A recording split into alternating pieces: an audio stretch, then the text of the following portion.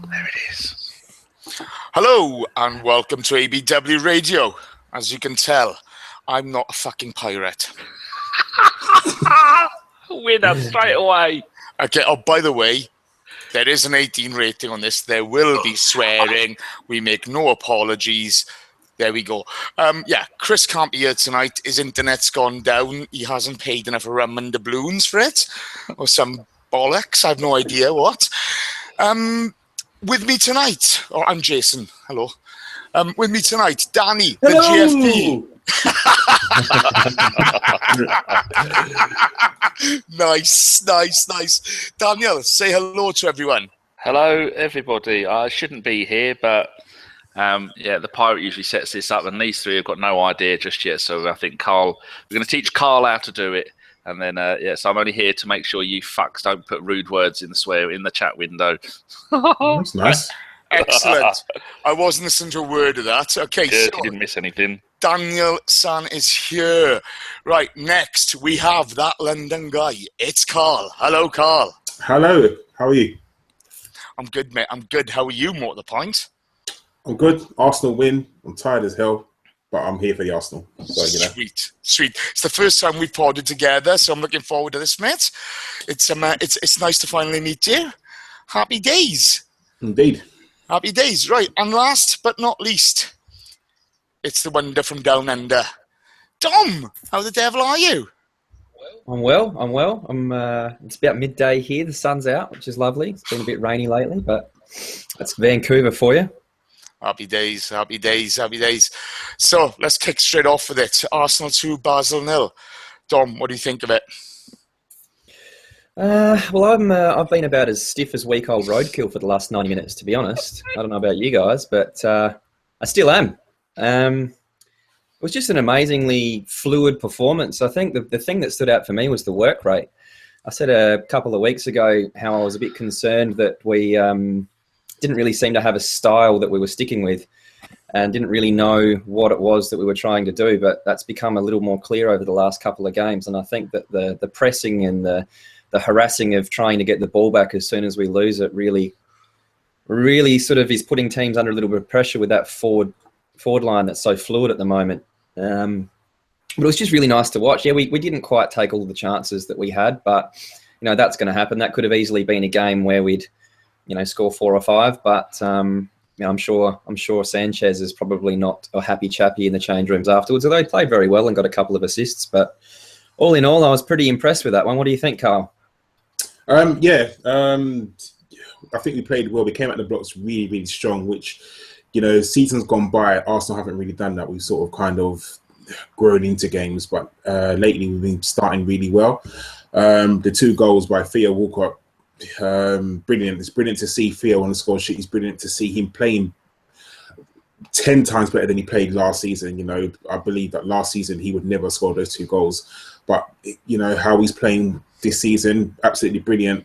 I do think we should have killed them off. I think it should have been 5 or 6, not even 3 or 4. It should have been 5 or 6. We had a chance to kind of really stamp our authority on the team in the Champions League. I mean, a win's a win, whether you score 3 goals or 4 goals, as long as you get the 3 points on the board, that's the most important thing. Yeah, I got to be honest with you, boys. If you look at us this point last season in Champions League, we had no wins. It was calamity all round. We've gone and grabbed ourselves a draw in Paris when maybe we didn't deserve it. Happy days we did, though. And, okay, so finishing tonight's not great. We should have battered them. But a lot of positives. Theo Walcott, oh my God, ramming words back down my throat. It's fabulous, isn't it? His first goal ahead, boys, what do you think of that? Sorry, Karl, you go. Oh, cheers. Sorry. I remember sort of towards the end of last season, I remember doing a few of these radio shows and saying that there is no way Theo Walcott's going to stay. Like, everyone said it. Every single person said Theo Walcott can't stay. But, Arsene Wenger's kind of seen faith in him, and obviously we kind of didn't see why. But credit to him, he's come back this season. He's beginning to work really hard. All the things that he wasn't doing last season, he's now doing. He's tracking back. He don't always have the best footballing brain, but he's doing the right things. You know, he's trying to make tackles, which is absolutely brilliant. He's helping Bellerin out on the right. He's not being static as well. He's not just sticking to the right. He is going inside the middle, but he's doing the basic things correctly. And when you do the basic things correctly, the other things come better. So this is why, you know, he's making everybody eat their own words now, which is absolutely brilliant. And long may it continue. Yeah, Dom, go.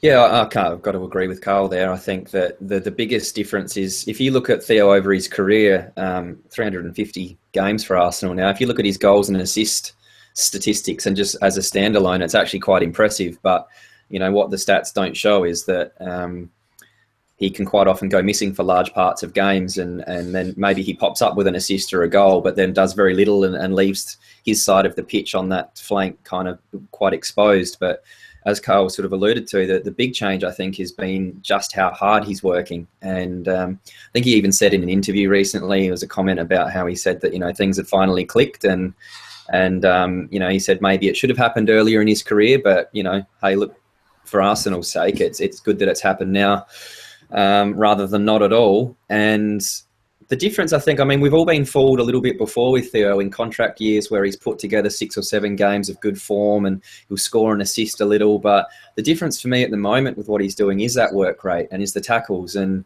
I think against Chelsea, he made the most tackles for Arsenal. I think he attempted 5 and was successful at 3 or something. And that's the kind of thing that he should be most proud of, not necessarily the goals and the assists, but helping out the team and you know, putting in a shift defensively and making sure that we can launch attacks from everywhere on the pitch. So I don't know what Danny thinks. Danny's always at the start of every season gives everyone a clean slate except Sonogo. But No. I've had some cheeky monkeys on Twitter going, give me some grief. It's the first time I've been on Twitter for 7.5 years. It's the first time that I've had in the same day, wherever, 2 people go and screenshot one of my old tweets and send it to me. I felt quite privileged. I mean, they had a point. I was extremely annoyed with Theo for the last 9 years of his career, and I was getting angry. I wanted him to go. But I said on one of the shows pre-season, I might have said it twice, they all start with a clean sheet. And I said, especially Walcott, and I give him all the time again because everybody wants to see Theo do well. It's Theo, the Ox, and Wilshere for me, and my 3 homegrown players. I mean, I know we bought them 2 of them from Southampton, but they were really young when they got in. They were like little sperms. And I want to see all 3 of them do fantastic. And, yeah, that's why I give it makes any difference to Theo whether I give him another chance or not. But as I said, that's it. You go on and start the season afresh, and he's done that. But you look at the way that we play, with Iwobi on the left, Walcott on the right, and Sanchez up front. If you'd have looked at that game and gone, right, who do you think, we won 2-0, who do you think scored 2 goals and who got 2 assists? You'd have gone, well, I reckon one of the wingers would have got the 2 assists and the striker would have got the 2 goals. But it wasn't. It was the other way around. Sanchez, the striker, as down on paper, got the 2 assists, and Walcott wide right got their 2 goals. And I was talking to Karl before we started, and I've made this point some other time when I was jibber-jabbering on about nonsense. I reckon it's because of the fluid system we play, where Iwobi doesn't just play like the old Perez days. He doesn't just play wide left. Walcott doesn't just play wide right. Sanchez won't only play up front. When was the last time Giroud got 2 assists in the game? And so with Sanchez doing that, it's because all 3 of them, they all pivot around Ozil being in the middle. I mean, I know sometimes Ozil is out wide, like today he had a bit of a quiet game. I thought Xhaka was immense, but the fact that all those 3 players are moving around like a conveyor belt. If you ever go up front, I'll go out wide, because all 3 of those can play in any one of those 3 positions. I mean, Theo playing on the left isn't going to be brilliant for him, but then they can all swap round. And having that, it's got to be, I mean, they played 5 at the back, and we made them look like they were playing 2 at the back. And we, like Karl was saying, we could have had 4, 5, 6 goals if we'd have just converted them. I saw, because I was my mate Lee, the dirty Spurs fan, was here for the first half, so I didn't see much of the game. Second half, I was cooking pizza, that's why my moustache stinks of cheese. It's making me feel ill. So I was... didn't see too much of the game, but just watching those 3 move all over the place, it's got to be an absolute nightmare for defenders going, well, who are we meant to mark? If it was Giroud, they go, right, you, Xhaka, centre-back, as I thought he played midfield, but he doesn't. Karl said he plays centre-back, and he does. Yeah, Xhaka, you mark Giroud for the entire game. Now, if they said to him, you mark Sanchez, and he goes, well, Sanchez has just fucked off onto the right wing or gone left, and Iwobi's now up front. What do I do? So then you go from man marking to zonal marking. And if you do zonal marking, and there's none, all 3 of them are playing deeper, mean, further back down our field. Then they're going, well, I'm standing here on my own. There's no one here, and they're all going wide. What do I do? And that's this season. It seems to all be clicking for all of those players, and it's just people. I don't know if people remember, but that's only Iwobi. I mean, what's he played for us? 20, 25 games, and already he's a regular starter. And I can't see Giroud getting back in the team with the team being like it's been so fluid. And breathe. To be fair, you're making a great point today. Oh, shut up. No. If you watch the first goal, Sanchez pulls out. Theo just slips into that space. He slips into the danger zone, and bang! What a header! He's got enough power behind it. It's a fantastic finish. And as everybody's saying in the chat box, it's great to see Theo proving us all wrong. Nobody's a bigger critic of Theo Walcott than I am. Nobody is. He's driven me to despair. And it's so wonderful seeing him, show us what he can do. It's fantastic. You mentioned you thought Ozil was quiet. Carl, I'm going to come to you on this. It seemed to me as though Ozil was always that spare man again tonight, nice and tidy, just mopping it up, just releasing people when he needed to. And you had Santi Cazorla as well. I mean, I dread to think how many passes he made tonight, but always there. What were your thoughts on those two? I thought Ozil did have a sort of a quiet game, but he was always available for a pass. You're right what you're saying, Jason. He was always, like, if you needed to pass him, he was there. So I think just because he didn't have an assist or a goal, people tend to don't see the things that he does. I mean, he did have 2 chances that I believe. One where I think he should have took it with his right, and he took it with the outside of his left and he hit it wide. And one where Sanchez hit the ball over to him and he hit it with his right foot, where I think he should have gone with his left foot or even his head. But, he was always about, and that's kind of what we need from him. We need Ozil to sort of pull people around, and that's always a good thing. I thought Cazorla had a really good game today. Although he didn't do nothing spectacular, how he can change from attack to defence so quickly is just unbelievable. I just think once he's got the ball at his feet, it's so hard to get it from him, which is absolutely brilliant. I always got to sort of remember the Man City game where we killed them 2 seasons ago. And that, for me, was his best game I've ever seen. And sort of he just does, to get the ball from him, where he just gets the ball from defence, turns and runs. And then he finds either Xhaka or finds Ozil or finds Walcott. What he does is brilliant. And today, it's the little things that he does, like just going past one player, beating them and popping the ball off, not holding the ball for too long, just doing what he needs to do. Yeah, to be fair, I love that about him. He can be quiet, it's so effective. Dom, Basel, were they just dog shit, or were you just brilliant? Look, there's a certain setup of teams sometimes where they decide to play 3 or 5 at the back. And I actually mentioned this in one of our WhatsApp groups the other day, where every single time I've seen a team try to do that against Arsenal, it does not go well for them. And even before the game today, I looked and saw that it was 5 at the back, with the wing backs kind of coming up. And I actually was rubbing my hands together. I'm not normally a very sort of optimistic person going into games, but shit. Yeah, but I thought, oh, here we go. They're in trouble here, because it just doesn't work.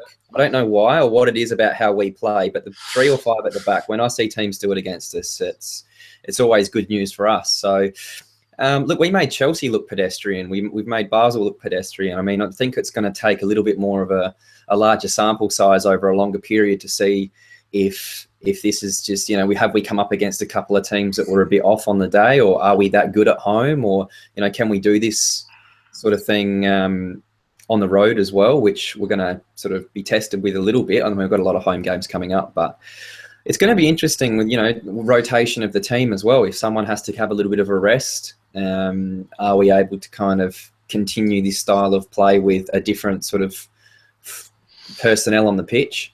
But Basel we were just moving them around so well,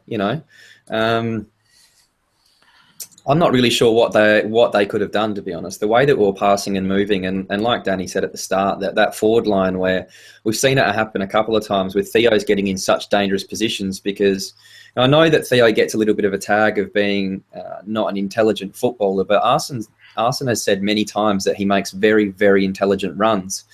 And I can see what he means now, where Sanchez has either dropped deep to get the ball or goes out wide to collect the ball, and straight away you see Theo taking up that position, which is really important, because if nobody does, then that move breaks down and you don't have a goal scoring opportunity. So he's been quite good at getting in and around those areas and kind of reading the game a little bit. So it's so fluid up there that I'm not sure what Basel was supposed to do, to be honest. I think that's a fair comment, mate. I think you bang on. Our movement in the past couple of games has been phenomenal.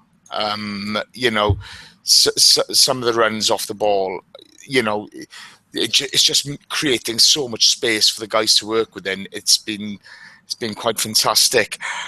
Karl, I thought their keeper, I can't remember his name for the life of me, he had a hell of a game. Faklik. Thank you. Yeah, no, he did. I always noticed that whenever teams come to us, their keeper always seems to have a blinder. It's almost like Fraser Forster as well. Like, I can't stand that guy. He was a good game against us. But no, credit's due. He made some very good saves, which are brilliant. I think, we raved about sort of Ospina against PSG when he made some brilliant saves. So credit where credit's due. I don't even think it was bad finishing. I think it was genuinely very good goalkeeping. So that's a point. I want to talk to you more about that. That's the point I wanted to make. He did make some superb saves. Let's make no mistake about it. But are we guilty of lackluster finishing and not having a killer instinct? Definitely. This is why I think that we should have scored 5 or 6 today. And I think just like with the Chelsea game, at half-time, we were 3-0 up against Chelsea, and the second half, I just don't think we had a killer instinct. We could have really destroyed Chelsea, and I mean like proper butt fuck them, like if we really wanted to, but we didn't do it. And today, I think we went 2-0 up, and I think we sort of got complacent. We could have scored 5 or 6 today, easily could have got 5 or 6. And I'm not going to put a downer on today's game because we won and this is brilliant, but it's a killer instinct that I think we are lacking. I really do, because the fact that if we were 2-0 down, would we have the sort of tenacity to come back? It just seems like we just went 2-0 up and we just thought, right, we won this game and we're not going to bother no more. Although, we were trying, definitely. But there is a killer instinct that was missing from this team, and I don't know what it is. I don't know why. I mean, Sanchez, he was playing out of his skin today and he tried his best, but it just weren't coming off for me. And I think, we'll get into this later about the substitutions, but I think the substitutions were wrong, definitely today. But it just, we're missing something in the team. Something to say, guys, it's 1-0. Let's not forget about this game. Let's carry on. Let's try and really get a good, massive score. Yeah. Karl, I've actually got a question on that, and I know that this is obviously analysis of the Basel game, but going back to Chelsea, I actually am of the sort of thought process that I was really impressed that we came out and showed a mature kind of performance in the second half and didn't try and blaze away and score 5 and 6 goals, because we've seen it before. We've had big leads against teams before and conceded and ended up getting draws when we've been in winning positions. And I actually think that we were probably told to control the game and show some maturity. Theo Walcott said as much after the game that, they were impressed with their second half performance, where they were still able to keep Chelsea to, no shots until the 84th minute. I completely agree with today's game, though. Sanchez, I guarantee he's in the change rooms kicking balls around still now, trying to find the back of the net. But I don't know, I'd like to get your thoughts on the Chelsea one. Are you not sort of more, a little bit more impressed at how we were able to control a team like Chelsea and be mature and be happy with the 3-0? I guess my thought process goes back to when they beat us 6-0, and I guess I just wanted to do the same to them. Yeah, it's lovely, isn't it? It's nice to want to absolutely spank a team, but sometimes the mature, grown-up performance. I don't know about you. I don't know. I guess for me, if you can go on and score more goals, go on and do it. Because it's dangerous to try and just be happy with the result and just pass the ball left to right, which we've been guilty of in the past. You know, there's many games when we thought we'd won it, we're passing the ball left to right, and we get a draw. But I think against Chelsea, I really do think that this is a chance to sort of not really put the sword into them, really kill them off. I'm happy we didn't concede, but I don't think there's ever a danger of us ever conceding, because I think we were that much better than them on the day. I don't think that if we had tried to just step up a little bit, that there would have been a danger. I mean, if we got the fourth goal, then that would have been it. There's no way that they knew they were never going to come back from that. So I'm happy with the way we control the game, but I still wish that we would have gone on to try and get more goals. Okay, I'm going to put this to all of you guys. Danny, kick off with you. I thought in both games, we've created enough chances.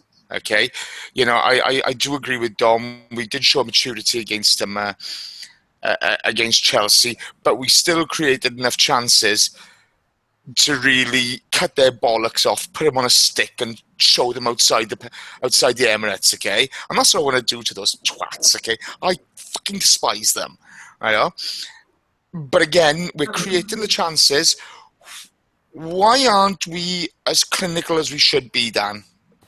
Against Chelsea, we had 14 shots, 5 were on target, 5 off target, and 4 were blocked.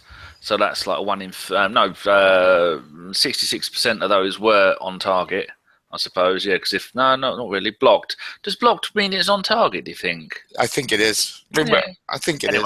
Yeah, and then tonight, 19 shots on at goal, 7 were on target, 7 off target, and 5 were blocked. I mean, straight away there, you've seen in those 2 games, there's been 9 shots were blocked, and like Karl was saying, it's the age-old thing of you could get Peter Schmeichel to come out of retirement at 50 years old with no knees, much like yourself, Jace, and he could go in goal for anybody and have the game of his life, and then next week go and concede 9 goals. It happens all the bloody time, and it's just, I think maybe because it's such a new stadium, and although I don't like it because I like Highbury, but people come there and the whole atmosphere and the stadium, everything is 5, 6, 10-star quality, and maybe that just ups the players and think, well, we can't come here and lose like some of those other shitty stadiums around the world, and you go there and nothing inspires you, and partly because they're playing against the Arsenal, and that's never going to be easy. But why aren't we scoring goals? I mean, putting away all the chances. I think we are playing a slightly different formation. As in those 3, like we're talking earlier, all those 3 players moving around. We don't have a settled midfield. Sometimes Xhaka starts and Cazorla. Ramsey was probably the one that was playing in the pre-season game. No, he didn't, did he? Because he was resting from the Euros. And partly because I think we had a terrible pre-season. A pre-season should be, you go to Germany, play 4 or 5 games there, you come home, and then you play a final game. Let's not go on. Danny. I know you hate modern football, okay? Yeah. That's the way it is. Danny, a million miles. Danny, yes, I couldn't give a fuck. Well, you're asking me what it is, and no. I've asked you for the last 2 games. Okay. Yeah, I was going to say it's got fuck all to do. I didn't know you were on about just the last 2 games while we didn't score. I thought you meant this season while we up. No, but hang on a minute. Away. Look at our last 3 games: 4 goals, and 3 goals. It's not bad. Oh yeah, it's doing the job, but it could be more. 3 goals and 2 goals. Okay, right? You know, look. Let's be fair. By the way, Kelly Maher, Chris is sunk. Okay, he's at the bottom of the ocean. Okay, yeah. He's holding his fucking treasure. I don't know. There's been a mutiny. Yeah, and he's just sunk. He's drowning. He's got his 2 tiny little gold baubles in one hand, and he's having a little cry. Yeah, lovely. You know what? Hang on, just on the finishing, I haven't actually seen it yet, but OG does the stats over at Smartetta. Yeah, and that would be really interesting to see this time last year compared to now, because we've scored a shitload more goals so far this season than we did this time last season. It was the big problem last season, wasn't it? Absolutely, and it was also, you know, like there's the metrics of shots created, shots on target, shots off target, etc., and it all comes out and gives you these numbers. So, you know, the eyeball test would say tonight especially there were a lot of chances that we should have scored, no question. But, you know, in the last few games, I'm not so sure. It's as bad as we think. Okay, Dan, do you think it's because we're creating more? And let's not go back to the 1980s. I know there's a bung scandal at the moment, but let's not go back there. George Graham was tucked up. It's fucking criminal. He didn't do nothing, Gov. It's just wonderful creating chances because the chances are coming from everywhere. Like a defender's job is to stop people creating chances, and when you have got 4 players that are as quick as them lot are, playing it wherever they want to, and the likes of Cazorla getting forward and killing people in Rose Ed, and Xhaka having a shot from bloody his own goal line and scoring every time whenever he fancies it, because he scores when he wants.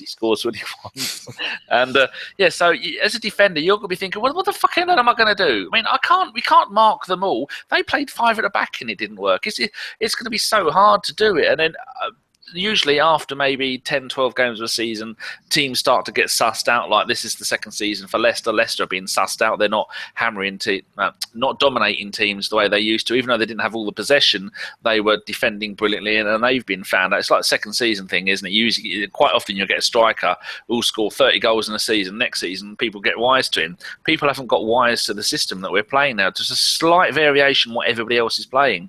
And it's just so much creativity coming from everywhere. It's a joy to behold, and it's not even Christmas. Cool. This is the question I've got for you, Jace. Is I want to know, like Danny said, I think we are creating more chances. Last year we were going games with Giroud up front, who I really like. I am a Giroud fan, but we were going whole games where we were getting our first shot on target in the 70th minute because teams were sitting back and just defending, and Giroud is so one-dimensional that we didn't have that kind of run and fluidity in the forward line that we do at the moment. I want to know if you think that it's just that we're creating chances more regularly so we get a little more excited, and is it any different to any other team? You know, Man City are on top of the table at the moment. Do you think that our finishing is any different to what theirs is without looking at the stats? I'd probably answering the question. No, I don't think it is that different. If you've got Aguero on the pitch, I think they'll probably create a bit more. To be fair, for the first few games of the season, I was unconvinced by Sanchez up top. I don't think he played particularly well. I think last week he was superb against Chelsea. I think with Theo's newborn lease of life, it's really helping us as well. And it may take us a few more games to get a bit more efficient in front of goal. Okay, I'm a big fan of Giroud. I do like him. He frustrates the hell out of me, but I do like him. I think as well, Theo's contributing a bit more. If we can get a few more goals from midfield, and Xhaka started chiming in with a couple, I think if we can get a few more goals in that midfield area, I think then defences won't know how to tackle us, and we'll become more efficient again. Probably City, I thought they're a bit more efficient than us, but not a massive amount. But the number of one-on-ones with the keeper, etc., we have created some pretty beautiful chances in the last couple of games, and that's the disappointment. Like I say, really, out of pure bitterness, hatred and bile, I wanted to smash Chelsea into pieces. Tonight, I thought Basel were neat and tidy the first 25 minutes, half an hour. They were maybe lucky to be 1-0, just 1-0 down at that point, but we created enough to really go in 3 or 4 up, and it's a bit of a disappointment because I think that would have really boosted our confidence second half, and then going on to Burnley and the run of games we've had. But without looking at stats, I can't honestly tell you, but I'd have thought they'd be maybe slightly more efficient. Carl, do you see much of a difference in sometimes between performance and result? Performance was one thing tonight. Result was probably a little different. Yeah, the performance in the first half was brilliant. It was almost as good as Chelsea in in Chelsea in the first half. I just think the second half we kind of died off a little bit. There's also the age-old question: performance versus result. You can have brilliant chances. I just think we never have a problem creating chances. You look at last season, didn't Mesut Ozil create like 100 and odd chances last season? So the creating of chances is never a problem. It's the finishing off that's the problem. I mean, now Giroud last season, towards the end of last season, did he go like 20, 23 games without scoring a goal or something like that? So the creation of chances is really, if you've got someone in front to finish some chances off. Man City have got someone to finish the chances off. They've got Aguero, that's the one. And if he was in our team, I'm telling you, he would be getting a shitload of goals. He'd be scoring so many. Sometimes our performance doesn't always match the result. There's the times when I've seen us play absolutely brilliant. We have played like teams off the park and we just cannot put the ball in the back of the net, and that's a shame. I've seen us play really, really shit sometimes, and I've seen us manage to scrape a result. So it swings and roundabouts. I guess sometimes I think that the former comes more. I've seen us batter teams and we just cannot get the result that we want, and that's frustrating for Arsenal fan, I suppose for the team as well, where you know you're on top, you know you're better than the team you're playing, you play better than the team you're playing, but at the end of the day, the most important stat is the score. Doesn't matter how many, if you have more passes, doesn't matter if you have more chances, more tackles. The only one stat that matters in any football game is the result and the scoreline. Cool. Right, I just want to address a couple of the statements in the chat box here. Douglas Smith, we're not trying to be critical. We just want a bit more because we're greedy bastards. Oscar Arias, the question is, boys, is Bellerin stepping up his game to audition for Barca? Oh, Daniel, this is one for you to kick off with. Well, I've had him knocked out, put in a boot. We've taken some of his blood. We've put it through the blood testing device that I'm sure Dom knows the name of. The spinny round one, centrifugal one. Yeah, centrifuge. And he doesn't have any Barca DNA, so they can go fuck themselves. His DNA, his blood was red, just like Arsenal, and it said AFC on every single strand of his DNA, so they can go fuck themselves. Unless they give us £100 billion. They can have him if they decide to leave football. You can have him, but then no more football for you, so you can go fuck yourself. He hasn't made no secret that he's an Arsenal boy, hasn't he? He's been asked a few times. He does. That's the difference between him and other people that have left for Barcelona. When Cesc was asked, just a cock, not a cock. Yeah, he would always leave it open. You never know everything. Things happen in football, things change, etc. Which was basically him, hinting that he wanted to leave. Whereas Bellerin's been quite forthright. I think we just need to give him a nice little juicy contract to sign and reward him for the performances that he's been doing, because he is. I don't think he's stepping it up to audition. I think that he's just growing as a player and just developing. And it's just a natural progression because we've seen some of the talent there. What do you think, Carl? I think the fact that him and Walcott are sort of on the same wavelength now is a big improvement. I think last season, he had Ramsey, he had out of form Walcott in front of him, he had an Ox in front of him. He never had a settled partner, and now he's got that in Theo Walcott. And I think that's what's sort of. He's settled now. He knows, Theo's Walcott's strengths. He knows Theo Walcott's weaknesses. So I think the fact that he's got someone in front of him who he's played with week in, week out, and he's settled, that definitely is a major factor. Okay, Dom. Question from Sandeep. What do we expect from Bellerin this season? More goals or goal? I don't think his attacking side of his game is anything that needed too much work, really, did it? I mean, I think going forward, he's always been quite dangerous. I'm not really interested in the right back scoring goals. Maybe the odd assist where he can cross a ball in, but he was doing that last season. The thing that I would like to see is his defensive qualities as a player improve a little bit, because at the end of the day, that's what he is. He's a defender, and that's what you want him to be really, really good at. It's no good if you've got someone there that, you know, ends up wanting to play on the wing all the time, because otherwise he's just going to get criticised for not doing what he's in the team to do, which is defend. You know, maybe a little bit more sort of physical. You know, he's only a little guy, but he's going to have to learn that he's going to come up against some pretty big-bodied wingers eventually that are going to push him around a little bit. You know, maybe improve in the air. You know, just the basic kind of defensive things. I'm not sure about what you guys think, but I'm not really too worried about his attacking side of his game. I totally agree with you with his defending. I want to see improve. You know, I think the tackle on Pedro on Saturday was quite phenomenal. He didn't have a massive amount to do tonight. It was mostly going forward.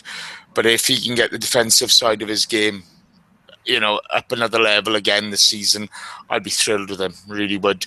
As Carl's just said, guys, obviously, look, we do this. We don't get paid for it. There's no glory whatsoever. We get twatted off a bit, and yeah, Dave, I always look blurry, to be fair. If you like what we do, please give us a thumbs up at the bottom. Now, when Chris said that on the weekend, I should have really gone for him, saying he does love a thumb up the bottom. But if you could give us a thumbs up, I apologise for not going there. But if you could give us a thumbs up, I'd really appreciate it. It just helps promote the podcast and everything that we do. And, you know, all the guys give up their time. You know, Dom will come on you stupid o'clock in the morning. You know, Carl's probably got work early in the morning. Danny's got fuck all else to do, so who cares? I thought I was on mute. I only woke up at about 5:30, got out of bed at 6. Yeah, I've got Game of Thrones to catch up on. Oh, it's the end of season 1. Wow, 3 enthralling.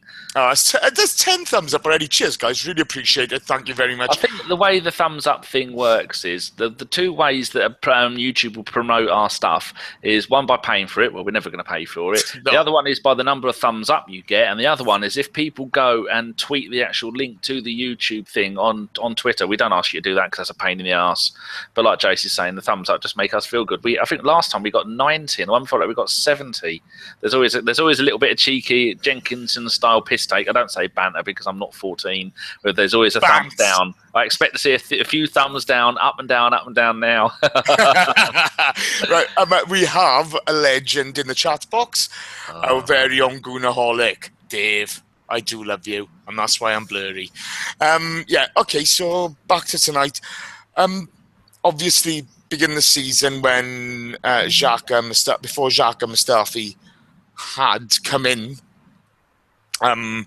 Arsene was getting a lot of stick. You know, I mean, I find myself going back and forth on whether I think he should stay or go. He gets a hell of a lot of stick when we lose. So is it right he should be getting the plaudits now when we're winning? Because I don't see a lot of people who are happy to give him stick. I don't see those people applauding him. Who wants to take that? I'll go. Go! It's very frustrating with talking about Arsene, yeah? Yeah. It's very frustrating with him because we're no football experts. We love football. We do it for the love of the game, but he's a football expert, and no matter if you're an expert in your field, sometimes you make sort of the wrong decision. You got to give him credit where credit is due. You know, against Chelsea, everyone was like, Xhaka's got to start. You can't start Coquelin, or you can't start Santi. And he started Santi and Coquelin, and we dominated the first half. You know, look what we've done. So give credit where credit is due. Sometimes, you know, when you're right, what you said, Jason, when we lose, people are first to jump on him. But when we win, no one ever says, oh, yeah, great tactics, Arsene, or brilliant team selection, Arsene. So sometimes you've got to, you know, just say well done to him. As much as the players go out there and do the job, he's the one that sets the team up. He's the one that gives them the tactics, how to play. So sometimes you do have to congratulate him for the things that he does well. I'm sure we'll get onto this later. We'll talk about the substitutions. I think that wasn't something that he done well. But credit where credit is due. Brilliant tactics today. Brilliant tactics on Saturday.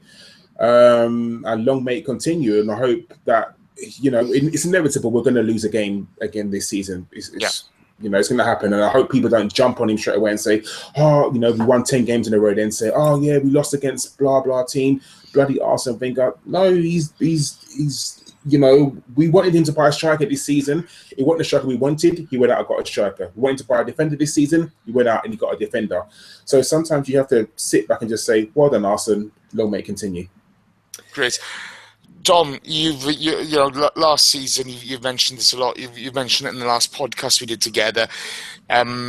You were very concerned about the identity of our football, and that you basically couldn't see an identity to the game we were playing. Do you think this is now a development of the type of identity of the game that Arsene wants to play? Do you think it's now beginning to flourish? What are your thoughts on it? I think if you look at going all the way back to when we wanted to sign Suarez, I think that kind of, suggested of what kind of forward line that he was trying to create, and it's taking a little while. And Karl mentioned it. You got to give the guy credit, because if it was up to the fans and us, we wouldn't have had Sanchez as a striker at the moment, because it hasn't worked before, and he kind of persisted with it. He obviously sees these things in training and just needed the other players around that whole system to click and to understand what he wanted to do for it to work. And lo and behold, Sanchez is scoring or assisting goals, and that forward line looks very dangerous at the moment. But the major thing for me is that press, and I don't think Giroud gives you a press when he's playing. And we've all been crying out for a plan B, and maybe it is that Giroud is now the plan B, and that the plan A is to have Sanchez up top and to have a hard pressing style of play. And it's another thing with the second half today, where we did get a little sleepy in the 70th, 80th minute. You got to remember that the way that we're playing the last few games is very, very taxing.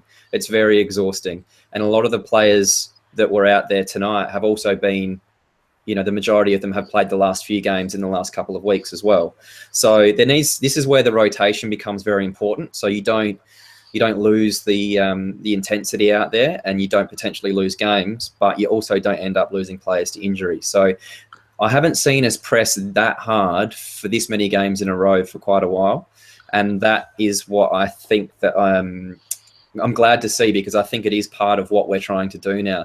The tiki-taka football's great, but if there's no purpose to it, then it's kind of gone a little bit in the modern game now. I think you need to be able to win the ball back in dangerous positions and transition from defense to attack really quickly, and that's the thing that I'm most impressed about now. But now it just comes down to, can we rotate players in and out without losing the fluidity, without losing the Theo Bellerin partnership? Can we put Oxlade-Chamberlain out there and not lose the production and the system and the fluidity that we've got? That's going to be the next question that we've got, because Theo has had a little bit of a knee niggle a couple of weeks ago that kept him out for a few days. Remember, he didn't go to, which game did he miss? Was it Hull? The PSG game, didn't he? PSG game, yeah. So he didn't go to that because he had a bit of an injury there. So he's not at 100% yet. And so we've just got to make sure that we're able to kind of have a system where people are in and out, Okay, and your thoughts on Wenger and the credit that he gets or he doesn't get? What are your thoughts on that? No, I'm with you. I think I've been a little bit in and out depending on what's going on. And the transfer window that we just had was good. I think it could have been better, but it was good. But I was one that was asking for a wide forward. I think we needed a better wide forward. But in saying that, I didn't also take into account that Theo was going to decide to be a very good footballer all of a sudden. And nobody saw that coming, mate. And Alex Iwobi's decided, I'm good enough to play in the first team now. So, that's where Arsene needs credit, because if it was up to us, Theo was sold. He wouldn't be playing for us right now. And sometimes the biggest criticism is that he gives players too much of a chance, but sometimes that is also his biggest strength, because if it was up to the fan base, Aaron Ramsey would have been sold ages ago, and I think he's an extremely important part of the squad. And if it was up to us, Theo would be gone. We don't give players enough of a chance sometimes, and we just got to make sure that as fans, we sit back and enjoy these moments. Sit back and enjoy that Theo's making us all look silly, and also tip your hat to Arsene Wenger for making sure that he showed a little bit of faith in him. And people say that he doesn't coach the players well. I'm pretty sure he probably had a bit of a word to Theo and said, if you don't improve this defensive and work rate, then you're not getting in the team, because there's too much competition now. And Theo has gone off and done the work, and he's all good. Yeah. Chase, have you seen the questions I've been putting in the chat window? No, I haven't. If you go top left-hand corner, click on the blue chat symbol thing. I'll go and have a look now, mate. I want to come to you now, Dan, about... Oh, hello. I wish I hadn't said anything now. Oh, yeah, I was coming to you anyway. Rudy, calm down. What's Rudy doing? Is he barking again? He's being very excitable. Is he? Oh, Rudy's a good bloke. What's he? Yeah, no, they're all good blokes in there. That's the thing. Right, Dan, on the question of Arsene Wenger, obviously you can be an angry man at times. It's been known. Yeah.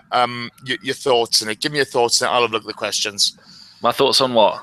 On Arsene Wenger, he seems to get a lot of stick off people, but we're winning. We're winning well at the moment, and I don't see a lot of people giving him the credit he maybe deserves. He's fighting a losing battle, really, isn't he? Because we haven't got the money of Chelsea, Man City, Man United, and I'd say even Liverpool. But yeah. Is there any Arsenal fan that sees Wenger standing there and after a game when we've won 4-0 and he just if that was any of us, we'd go to the camera and go, "Fucking told you so," and he doesn't. He just stands there and he smiles and he does that smirky thing, and you know what he's thinking. Yeah, I've done it again.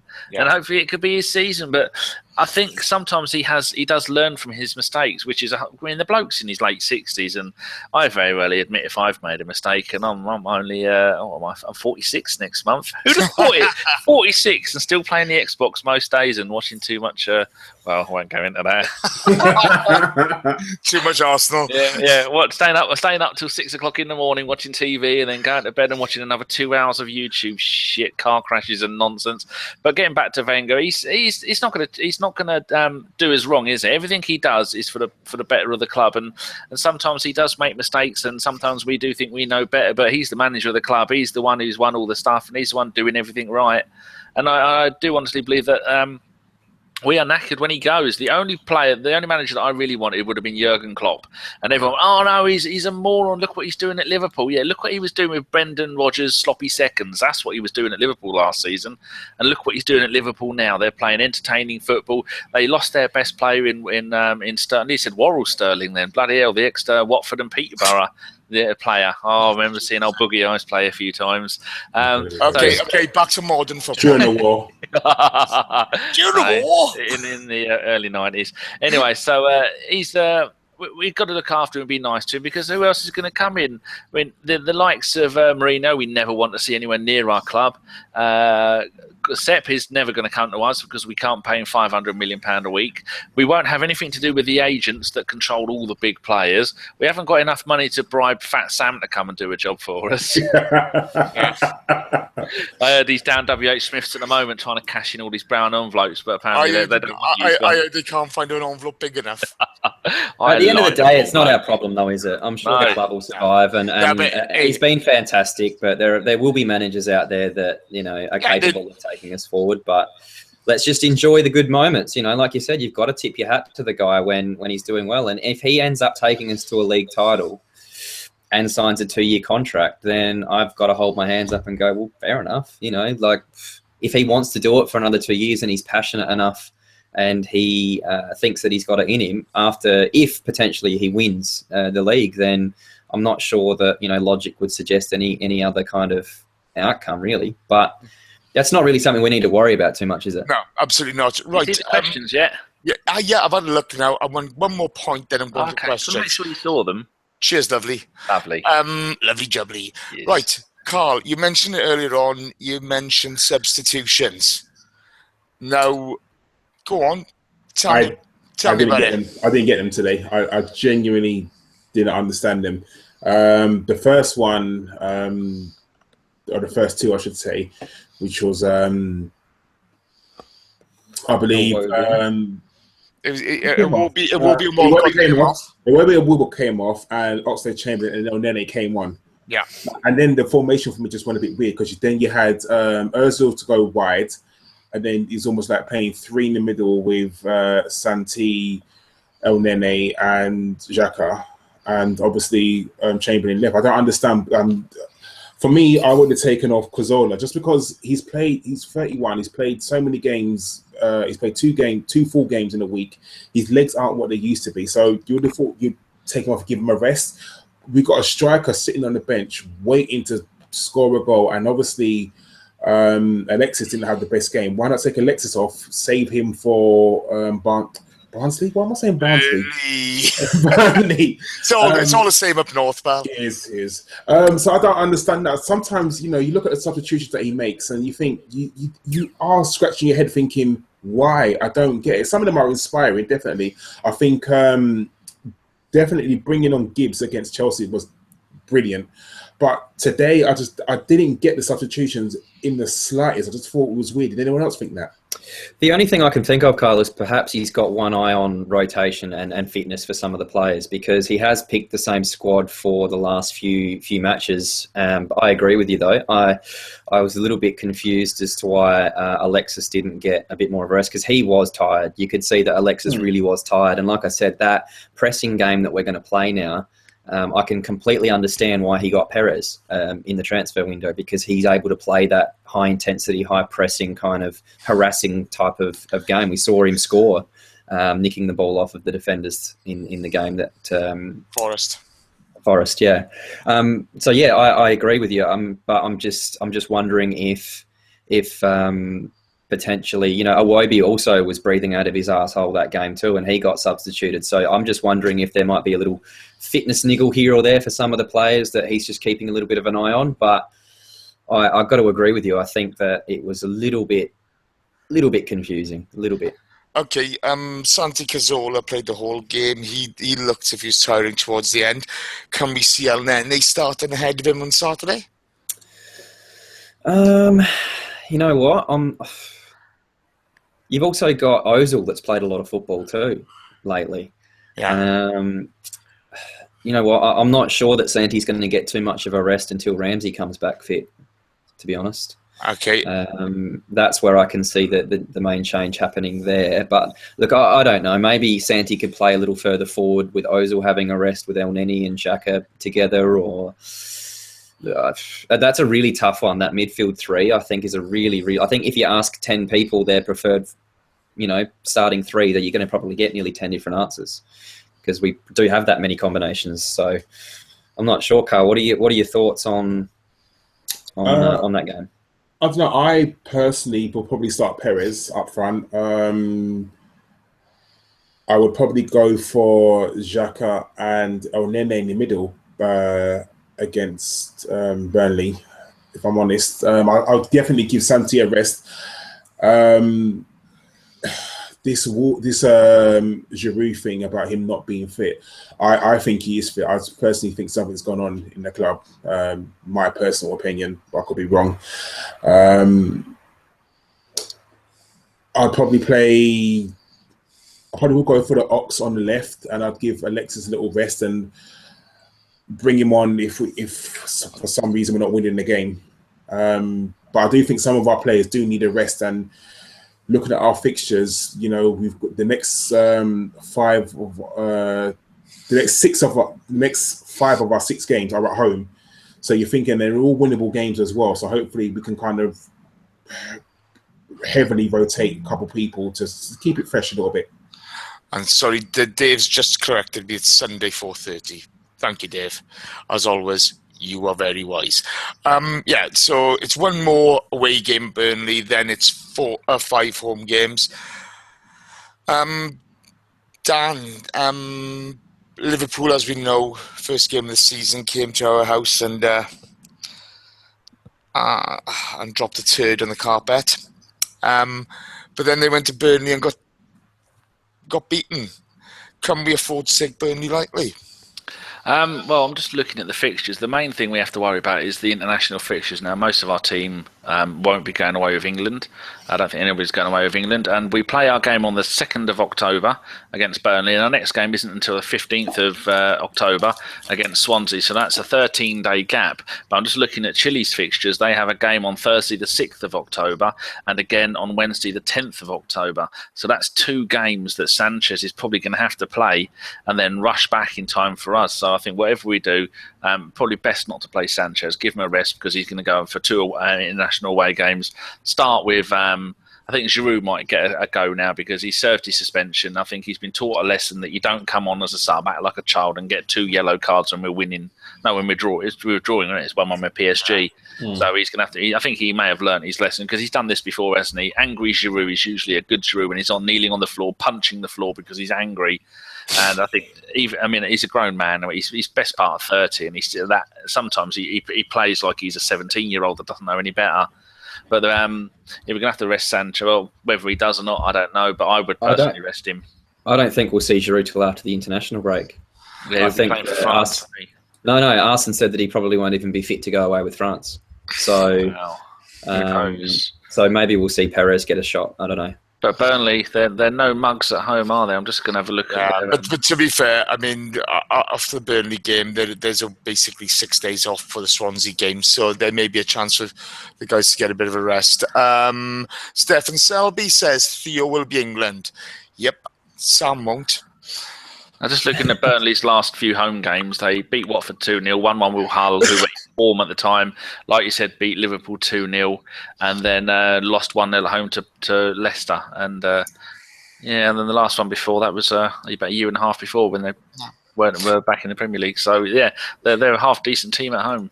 Any away game in the Premier League is difficult. It's a game we should win, but it's always difficult.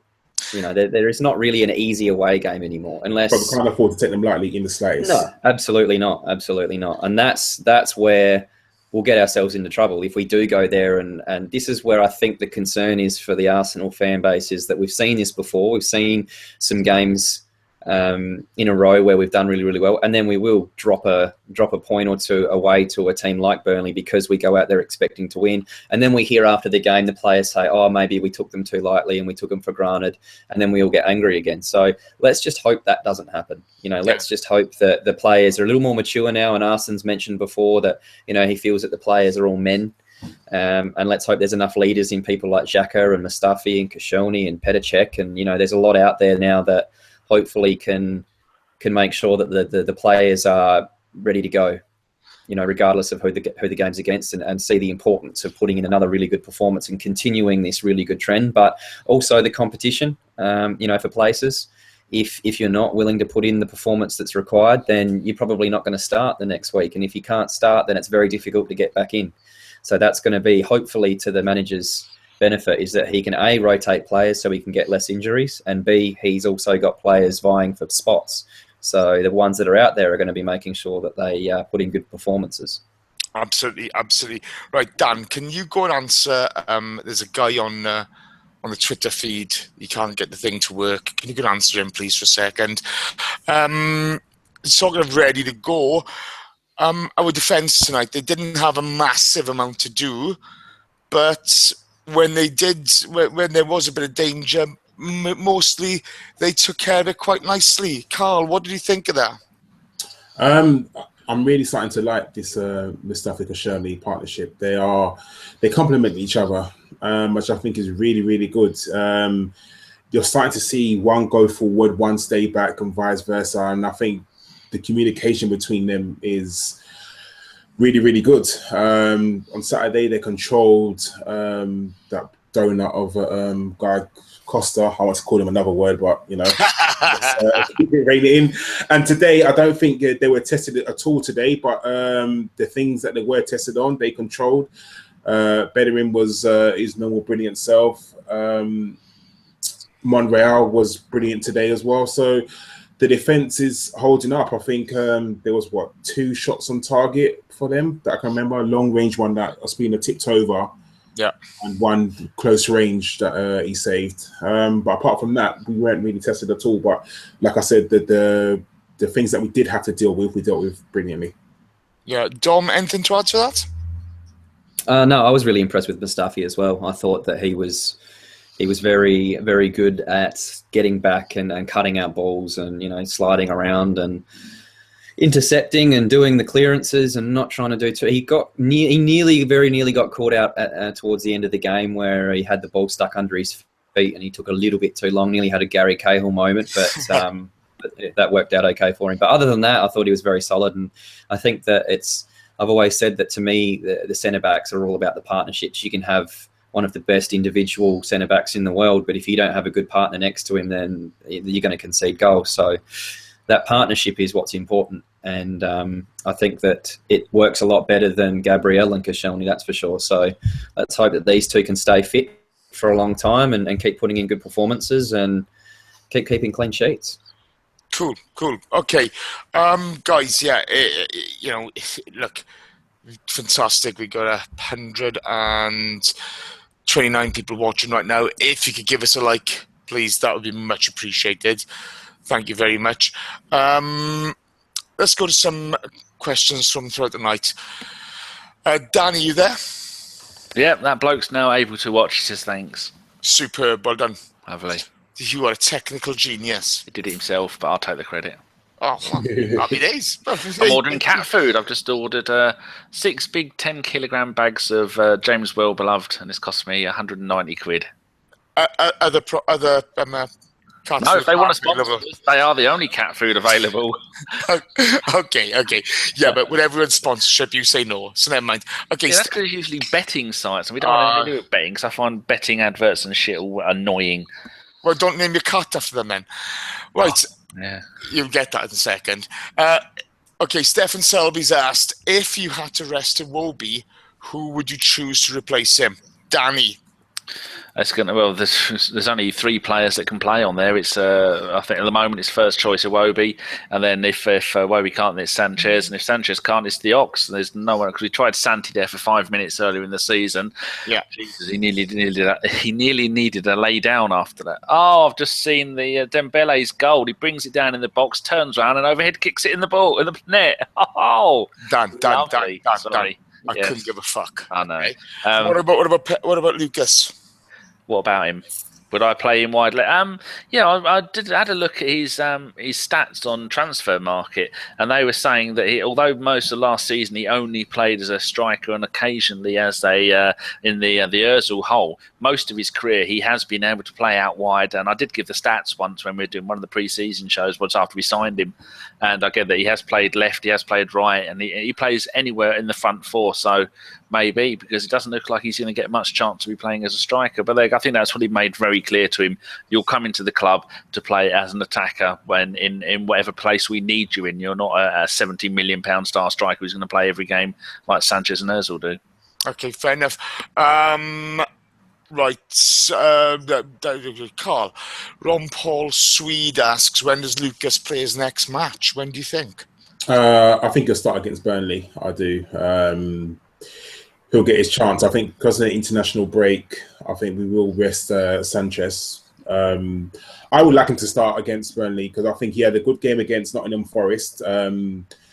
And you got to think Burnley are not the most technical of sides, and they are a bit of a rough and tumble side. And he managed to cope with the physical game against Nottingham Forest. So I do think they'll be able to do the same against Burnley. So I would love him to have a start against Burnley. Brilliant. Okay, Dom. Right, Sandeep, there's a couple of questions here regarding Arsene Wenger. So Sandeep's asked, what does Wenger need to do to earn a new contract? Supports opinion. And Adam Manzour's question is, what about Arsene's post-match comment that he's here until the end of the season when he was asked about the England job? Just posturing for a new contract, or is there serious concern? Go. I think that he's always done that. Last time he was coming up to the end of a contract, there were talks that, potentially if we didn't win that FA Cup, that he was going to go. And he just the same thing. He goes, I always honour my contracts. My contract is until X date. I'll be here till then, and then we'll see. That's how he answers the question, and that's how he should answer the question. And like I said, I don't put any time and concern and worry into those things because I can't control it. Whatever will be, and I just want to enjoy the next 90 minutes of football. Okay, excellent. Yeah, no, I'd agree with that. Okay. Issa Ahmed asks, what do you think about Theo and Jack getting rejected by England? Well, I'll answer that, Issa. I couldn't give a flying fuck. I'm Welsh. I'm Welsh and I'm Arsenal. Fuck them. Alonso Spencer asks, Danny, this is to you. Who's more important to the club, Santi or Ozil? You mean, did he put Sandy or Sanchez? No, Santi or Ozil. I was going to say that's an easy question, surely. I'm asking the question, boys. Make the man answer it. Oh, yes. I don't know. Well, it's going to be Ozil, isn't it? I'm sure you meant Sanchez or Ozil. I couldn't give a fuck. That's the question. They don't play for Wales. Fuck them. Exactly. Go on, bear it, boys. Overian Gunaholic makes a statement on the question. Sit the ox down. Show him that video of Theo's done this season. Show him a video of what Theo has done this season. Let him have a moment of discovery too. He's got it in him, I'm sure. I agree with you, Dave. I agree with you, but how long do you persevere with the guy? You know, he's one-on-one with the keeper. Okay, the keeper's done quite well tonight, but, you know, he's shown a lack of decisiveness later on when he's picked the ball up. He could have gone over. He could have won a penalty.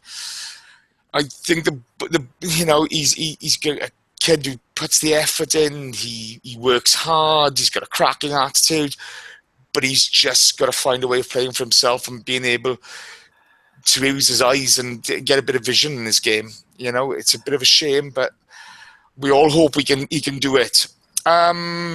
Turnip Surprise 88. The question is, Arsenal end of season predictions across all competitions. Wasn't turnip surprise out of Blackadder? What they're having for dinner, because everything was turnips in Blackadder the 3rd. Yeah, it was, wasn't it? Yeah. Never mind. Crack on. Right, Danny, predictions. Yes. Premier League first. The form I did say before we're going to finish 5th, but it looks like Man United are out on their arse, and Chelsea are out on their arse, so I reckon it's going to be top 4. And if we play like we are now, it could be 2nd. But it all depends on 2 players at Man City, Aguero and De Bruyne. If those 2 die, we're going to win the league. If they don't die, then we're not going to win the league. Okay, FA Cup. I think we can win it. League Cup. I think he'll get to the semi-finals, and then unless he changes the players that are playing, we won't get to the final. There's a couple of games, though. But the most important thing about the League Cup is all the younger players get games. So hopefully we'll make it to the final, and they'll play all the way through until we play the best in the final. That's what we all want. It won't happen, will it? But yeah, I'd be surprised. I won't be surprised. Danny, I don't want a fucking essay. Sorry, did I carpenter that? Yeah, you carpentered it. I was taken over by the spirit of Carpenter. I lost the will to live halfway through that. I've got the urge to gel me hair and Danny, shut up and give me a Champions League prediction. Oh, going to get last 16. Goodbye. Hey, Carl. 2nd in the league. The FA Cup's hard because it depends on who we draw, but I'll go semis. Get on with it, Carl, for fuck's sake. Shut up. Right, 2nd in the league, semis in the FA Cup, final in the League Cup, and quarterfinals in the Champions League. Sweet. Dom. I think 2nd in the league, don't really care about the FA Cup or whatever the other one's called now. I think, whatever. Champions League, I think we'll go one step further than we have the last few years. I think we'll get to the final 8 at least. We may even finish top of our group, and you never know. Okay, I'm going to be ultra positive. You can say you don't fucking care, they're not Wales. Yeah, we're going to win the league, we're going to win the Champions League, and I couldn't give a fuck about the other 2. Right, okay, so guys, if you've got any more questions, put them in now, because we'll be wrapping up quickly. Dave has just said, good answer, Danny. Dave, you're being too kind. Did we read the one about Turnip Surprise, which says, will Wenger leave if we win the league? No, I don't think so. I'm not sure, but I didn't read it. Sorry. I've got a little comment for Dave, who said about Kevin De Bruyne could stay fit. He's already out for a month. He's currently injured now with a hamstring, so let's see how they go without him. Yeah, they didn't do so well tonight, did they? No, they didn't. Rudy, good night. Take care. Get a good night's sleep. This for a question from Tony Lee. We win the FA Cup, Wenger leaves, or we win the league and Wenger signs a 3-year contract, or we win the treble and Wenger stays forever. Forever! I tell you what, okay, yeah, I'll I'd go for the love middle that. one. Win the league, 3 years. It's You worth just it. don't give a shit about the Champions League, do you? No, I don't. Fuck it. Okay, rolling 60. You're a happy bunny. Alonso Spencer did mean Santi. Did he? Yeah, he did. Well, He did. the lobster. Yeah. The lobster Alonso is. Yeah. So, guys, overall thoughts on tonight. How do you feel it went? I mean, it was a very decent performance. We played some really lovely football, but we weren't as clinical as we should have been in front of goal. Where do you think we go from here? Is there something to build on? Are you happy with it? Karl, I'm going to start with you. Yeah, for me, the most important thing is to win. Whether we score 1 goal or 10 goals, we got to win, and that's what we need. We've got back-to-back games against Lugaretz now, and hopefully we should beat them home and away. Realistically, there's no reason why we shouldn't. From here, it's strength to strength. We're playing well, and long may it continue. I genuinely want us to. The international break's kind of coming at the wrong time because we've got such good form. You can't just want to carry on playing games. So for me, Sunday, we should go and beat Burnley, come back afterwards, and then carry on our good form. Excellent. Dom? I think it's definitely something to be excited for. And as you know, I'm usually a little bit pessimistic with the Arsenal. I don't like to get my hopes up too much, but the change in forward line and the fact that it's working and the style of play that we're playing, I think is really good news. I just hope that we are able to rotate the squad effectively without dropping too much in performances, because the modern game and athletes have changed so much in the last 10 years that you cannot have the same team play game after game after game. Sure, the same player can play 3 games in 10 days, but it's an accumulative problem. You can't play 10 games in 30 days. It starts to get a little too much. So that's where we need to make sure that we have a squad that rotates, and the person that comes in gives you the performance that the person comes out was going to give. So that's the big thing for me. Okay. Dan, are you happy with tonight? We have beat the team convincingly at home that have recently gone to the likes of Man United and taught them a lesson. Admittedly, some of their best players have gone. One of them has come to us. Clean sheet, 1 at home, 3 points in the Champions League. That's all I care about. I wouldn't have cared if we'd have had a shitty 1-0. And we showed plenty of promise. And Theo is now got our top goal scorer. I think he's got 5 goals in 7 games. And I think Alexis has got 4. So, there's no downsides at all. Okay, cool. Dom, who's your man in the match tonight? Oh, I think Alexis. I think he worked very, very hard. I think he was buzzing around quite a lot, and 2 assists. I know Theo was on the end of a couple of them, but I think a lot of the hard work, I would have to give a nod to Sanchez for that. Okay, Karl. I would probably say Theo. He got his 2 goals. While he was on the pitch, he was running up and down, doing his usual this season. So definitely Theo. Brilliant. Daniel. Can I pick Ian Wright? Because he's got a cheeky smile. I'm going to go Theo because he scored the goals. Sanchez was brilliant, but we all know Sanchez is brilliant, and well done to Theo, so I'm going with him. Okay, brilliant. I got to be honest, I got to go for Theo. I think I just love his attitude this season. I think he's a credit to himself this season, whereas he hasn't been in seasons gone by. So good for him. Well done.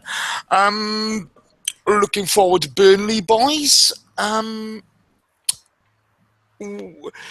do you think? How do you see that going? I'm going to start with Karl. We should win. On paper, we should win, but this is Arsenal, and nothing ever comes easy with Arsenal. Look at Liverpool. They beat us at our ground and then went to Burnley and lost. So, like Dom said, there's no easy away game in the Premiership, but if we go there with the right attitude and the right team selection, then there's no reason why we shouldn't beat Burnley. Brilliant. Dominic? If we turn up and play like we did tonight with the same intensity, we'll get the 3 points there, I think. If Okay, fantastic. Dan? Yeah, I think we should go there and get the points as long as, like Dom was saying, we don't take it for granted that we're going to win the game, and he's got to pick a team that is going to be fit and up for it. So whether he starts the Ox or not, I wouldn't. Iwobi's doing brilliant, so I'd still start Iwobi because he's reliable and he's doing the job. So I just hope that he doesn't go and make too many changes. I know I said I'd like to see maybe he would have dropped Sanchez because of the 2 games for Chile and all that flying around, but maybe play him, start him, get 5 or 6-0 up, and then take him off. Okay, brilliant. Yeah, I got to be honest. I just think we got to go there, be professional, keep the momentum going that we've built up in the last couple of games. If we play our football there, we'll beat them. Not a problem. But again, they're no mugs. This is a tough league, and we have to turn up, and we have to be professional, and we cannot take them lightly. I'd like to see us a bit more efficient in front of goal, but hopefully we should have enough. We should have enough to do them. Hopefully it won't turn out to be futile.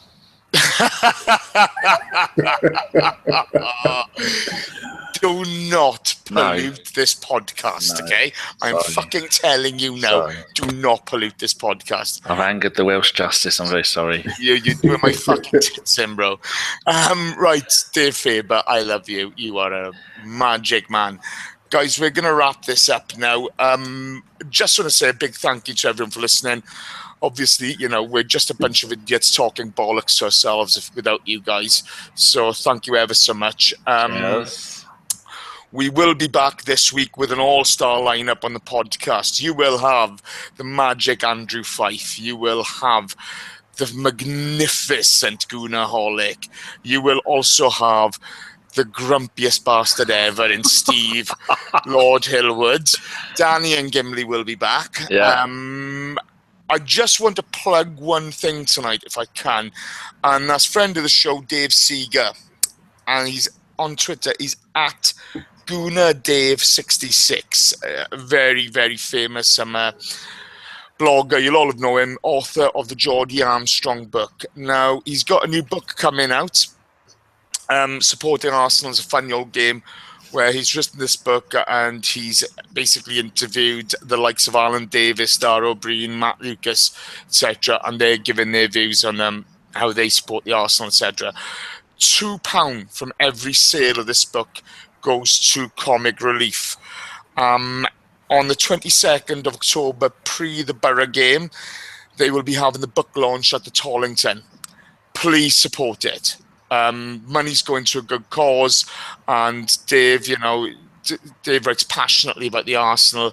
The Geordie Armstrong book is an absolute cracker, and Geordie Armstrong is a true Arsenal legend. None of this bullshit play for 2 seasons Arsenal legend. None of this fucking Cesks the Snake Fabregas twat. Stop going on about that. Come on. Yeah, come on. Geordie Armstrong's a true Arsenal legend. Yeah. So we will be doing a book review with Dave, but please support him at the Tollington, and please support him with the book. Thank you very much. It's been a pleasure, guys. Have a great night. Thank you, lads, for joining me. No worries. Been a pleasure, even though I was forced. Shut up. Sorry. Carl, it's been a pleasure podcasting with you, mate. Yeah, it's been good. Been brilliant. Dom, a pleasure as always. Thank you, sir. Danny, you have to be here. You don't. Well done for stepping in at the last moment when you should be in bed by now. Damn right, I've got to make my sandwiches for tomorrow. Oh, no. Hey, lovely. Got work tomorrow, boys. Hey, up the Arsenal. What a great win tonight. Thank you very much, guys. Good night. God bless. Take care. See you later. Bye.